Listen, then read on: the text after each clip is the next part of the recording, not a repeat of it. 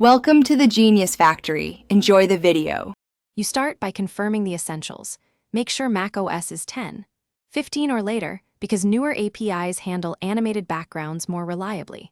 Once done, download the F1 Live Wallpaper app or a high-quality MP4 video. This gives you smooth motion and small file size via HEV compression. Now open System Preferences and grant the app desktop and screensaver plus accessibility permissions so it can control the wallpaper. These first actions unlock the system hooks required for a live background. Do them now. Next, install the wallpaper app and import the F1 video or pick a built-in F1 theme. This step places the asset into the apps library.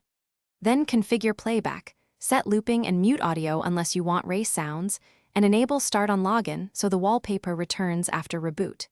Make sure to adjust performance settings, limit frame rate, reduce resolution scaling if you're on a laptop, and enable battery saver to pause animations on low power. These choices balance visuals with system responsiveness and thermals. Finally, apply the F1 Live Wallpaper and assign it to either a single display or each monitor. Once applied, switch spaces and wake from sleep to verify persistence. Log out and back in if you need to confirm auto-start behavior.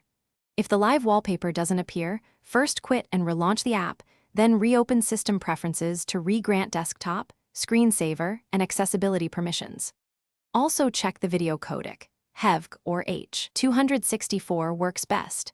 Convert if your file uses an uncommon codec and retry. Thanks for watching. If you found this helpful, don't forget to like and subscribe.